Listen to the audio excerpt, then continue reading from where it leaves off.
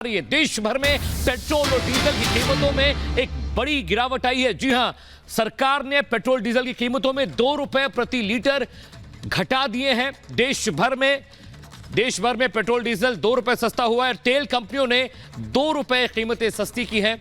इस वक्त की बड़ी खबर आपको बता रहे हैं, देश भर में पेट्रोल डीजल 2 रुपए सस्ता हुआ है। नई कीमतें कल सुबह 6 बजे से लागू हो जाएंगी और तेल कंपनियों ने ये 2 रुपए सस्ता कीमत कम की है। जतिन के पास चलते हैं। जतिन, राहत की खबर है जनता के लिए, 2 रुपए प्रति लीटर पेट्रोल डीजल दोनों ही सस्ते हुए हैं। आज बिल्कुल राहत की खबर है और ये राहत सुबह 6 बजे से लोगों को मिलनी शुरू हो जाएगी। दिल्ली के फिरोजशाह कोटला पेट्रोल पंप पे इस वक्त मौजूद है और तस्वीरें मैं आपको दिखा दूं कि अभी अगर हम पेट्रोल भरवाने जाते हैं तो अभी कीमतें कितनी, और सुबह जब 6 बजे अमित आप पेट्रोल डलवाने अपनी गाड़ी में पहुंचेंगे तो कीमतें 2 रुपए कम हो जाएगी। पेट्रोल अभी दिल्ली में जो मिल रहा है वो 96 रुपये 76 पैसे प्रति लीटर के हिसाब से मिल रहा है, लेकिन सुबह 6 बजे जब आप आएंगे तो आपको पेट्रोल मिलेगा 94 रुपये 76 पैसे, यानी कि 2 रुपए कम हो जाएंगे। तो वही दिल्ली में डीजल की जो कीमत है वो 89 रुपये 68 पैसे है और सुबह जब आप डीजल भरवाने पहुंचेंगे तो 2 रुपए इसमें भी कम हो जाएगा, तो तकरीबन 87 रुपये 66 पैसे आपको डीजल प्रति लीटर मिलना शुरू हो जाएगा। हालांकि 2 रुपए की कटौती जो है इसमें बिल्कुल की गई है और आपको ये भी बता दें कि पेट्रोल कंपनियों द्वारा ये कटौती की गई है। हरदीप पुरी जो कि मोदी सरकार में मंत्री है, उन्होंने सोशल मीडिया पर ये जानकारी साझा की और जो नई कीमतें हैं वो सुबह 6 बजे से लागू हो जाएंगी। हालांकि लोगों के लिए राहत इसलिए भी है कि आप अंदाजा लगाएं कि ट्रांसपोर्टेशन कहीं ना कहीं पेट्रोल और डीजल से शुरू होता है और पूरे देश की हम बात करें तो 6 करोड़ से भी ज्यादा 2 पहिया वाहन है और वो लगातार इससे उसको राहत मिलेगी। हालांकि रात का समय है, आप देखेंगे तस्वीरें अगर मैं आपको पेट्रोल पंप की दिखाऊं तो लोग अभी यहाँ पर नहीं है, लेकिन जब हमारा लाइव शुरू हुआ उससे पहले कुछ बाइकर्स यहाँ पर पहुंचे थे, हमने उनसे बात करने की कोशिश की तो उनका भी ये कहना था कि उनके बजट पर इसका काफी अच्छा इंपैक्ट पड़ेगा और जिस तरीके से व्यवसाय के तौर पर भी कुछ लोग अपनी बाइकों का इस्तेमाल करते हैं, अगर उनको थोड़ी भी राहत इसमें मिलती है तो लोगों को इससे बिल्कुल फायदा होगा। जैसे कि मैं आपको बता भी रहा हूँ कि पूरे भारत में 6 करोड़ से भी ज्यादा 2 पहिया वाहन है जो कि पेट्रोल से चलते हैं, उनको 2 रुपए की राहत मिलेगी तो संभवतः उनको भी इससे फायदा पहुंचेगा। और ट्रांसपोर्टेशन हमारा डीजल पे काफी कुछ निर्भर है, तो 2 रुपए उसमें भी कटौती की जा रही है, तो कहीं ना कहीं हमारे ट्रांसपोर्टेशन और जो माल ट्रांसपोर्ट होता है उसकी कीमतों में भी आने वाले दिनों में गिरावट जो है वो साफ तौर पर दर्ज की जाएगी। और जिस तरीके से मैं आपको लगातार बता रहा हूँ कि लोग इस तरीके की बातों को लेकर शिकायत भी कर रहे थे कि पेट्रोल लगभग 100 रुपए के आसपास चार्ज कर रहा है, लेकिन अब जब 2 रुपए कम कर दिए जाएंगे तो कल सुबह आपको जो पेट्रोल है तकरीबन 96 रुपए 76 पैसे के आसपास जो है वो आपको मिलना शुरू हो जाएगा और पूरे देश में ये कटौती जो है वो की गई है। हालांकि जो मंत्री है पेट्रोलियम मंत्री, उनका साफ तौर पर कहना है कि सरकार की कोशिश है कि किस तरीके से जो बढ़ी हुई कीमतें हैं उनको काबू किया जाए, उनको कंट्रोल किया जाए और उसी को देखते हुए पहल इससे पहले हमने सिलेंडर के तौर पर भी देखी कि 100 रुपए सिलेंडर कम कर दिया गया और अब पेट्रोल और डीजल के दामों में भी 2 रुपए की तो चलिए, जतिन अहम जानकारी दे रहे थे, बहुत बहुत शुक्रिया जतिन फिलहाल इस अपडेट के लिए। लेकिन अब बुलेटिन की शुरुआत करने जा रहे हैं आज की सबसे बड़ी खबर से। जी हां, अमित शाह ने उन तमाम लोगों को दो टूक कह दिया है जो सीए पर भ्रांति फैला रहे हैं, चाहे वो केजरीवाल रहे हो या विपक्ष के कोई और नेता। जरा समझिए कि सीए के लागू होने से किस तरह से देश की तस्वीर और तकदीर बदल जाएगी इस रिपोर्ट के जरिए।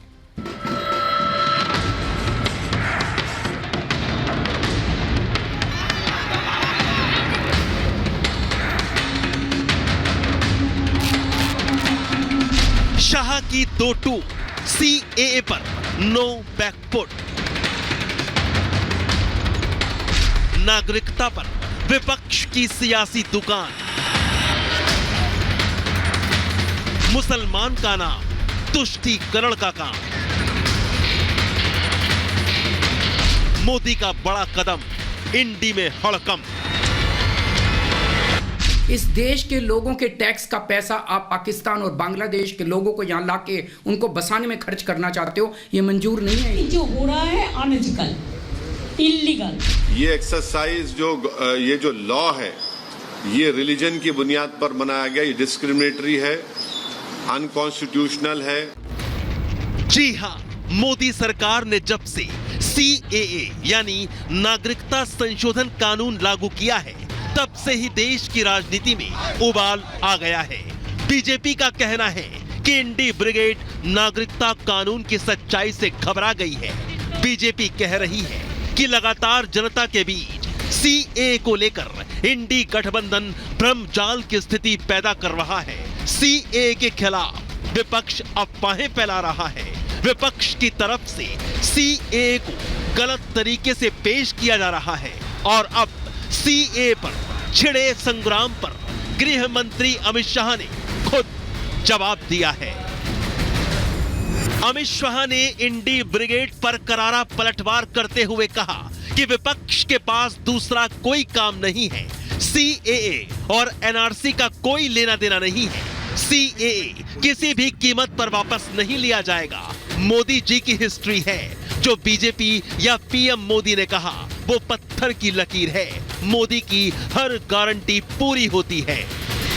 सीए का कानून कभी वापस नहीं जाएगा और भारत की नागरिकता सुनिश्चित करना ये भारत का विषय है। भारत की संप्रभुता का निर्णय है। इसके साथ हम कोई कॉम्प्रोमाइज नहीं कर सकते। लोकसभा चुनाव से पहले सीएए का नोटिफिकेशन जारी करने के विपक्ष के दावे पर शाह ने कहा कि राहुल गांधी, अरविंद केजरीवाल, ममता बनर्जी समेत पूरा विपक्ष झूठ की राजनीति कर रहा है। इसलिए सीएए का नोटिफिकेशन जारी करने की टाइमिंग पर सवाल ही नहीं उठता। बीजेपी ने 2019 में अपने घोषणा पत्र में कहा था कि वो सीएए लाएगी और अफगानिस्तान, बांग्लादेश और पाकिस्तान से आए शरणार्थियों को नागरिकता देगी। सत्ता में नहीं आना है। सीए के कानून को भारतीय जनता पार्टी की सरकार लाई है, नरेंद्र मोदी सरकार लाई है। इसको रिपील करना असंभव है। हम पूरे देश को जागरूक करेंगे। इंडी गठबंधन को शाह ने तुष्टीकरण की राजनीति करने पर भी घेरा। सीएए को लेकर विपक्ष के आरोपों पर शाह ने कहा कि नागरिकता संशोधन कानून को लेकर कम से कम वो 41 बार अलग अलग प्लेटफॉर्म पर कह चुके हैं कि देश के अल्पसंख्यकों को इससे डरने की जरूरत नहीं है। सीएए नागरिकता देने का कानून है, न कि छीनने का। सीएए का मकसद 3 देशों के हिंदू, सिखों, जैनियों, बौद्धों, पारसियों और ईसाइयों को भारतीय नागरिकता देना है। विपक्ष तुष्टीकरण की राजनीति कर कर, एपीसमेंट की पॉलिटिक्स कर कर वोट बैंक को कंसोलिडेट करना चाहता है। पूरे देश की जनता जानती है कि सीएए इस देश का कानून है और ये 4 साल में मैं कम से कम 41 बार बोला हूं कि ये होगा, चुनाव के पहले होगा। वहीं अमित शाह ने दिल्ली के मुख्यमंत्री अरविंद केजरीवाल और ममता बनर्जी पर करारा हमला बोला। शाह बोले केजरीवाल अपना आपा खो बैठे हैं, तो वहीं बंगाल की मुख्यमंत्री ममता बनर्जी से घुसपैठियों और शरणार्थियों में फर्क पूछ लिया। वो खौफ पैदा कर रही है, हिंदू और मुसलमानों के बीच में विखवाद कराना चाहती है, अपनी वोट बैंक का कंसोलिडेशन करना चाहती है। ममता जी को शरणार्थी और घुसपैठिए 2 शब्द के बीच का अंतर ही मालूम नहीं है। वोट बैंक की राजनीति का आरोप लगाकर मोदी सरकार पर सवाल उठाती कांग्रेस को भी शाह ने जवाब दिया। शाह बोले तुष्टीकरण की राजनीति की वजह से कांग्रेस ने कभी अपना वादा पूरा नहीं किया, लेकिन आज पीएम मोदी ने इसे पूरा किया है। इंडी ब्रिगेड को शाह ने 2 टूक शब्दों में समझा दिया कि अब सीएए से कोई समझौता नहीं किया जाएगा। सीएए एक वास्तविकता है। विरोधी तुष्टीकरण की राजनीति कर अपना वोट बैंक बनाने की कोशिश में जुटे हैं, लेकिन इंडी गठबंधन का रासपाश हो चुका है। सीएए अब पूरे देश के लिए है। Bureau report, Republic Bharat.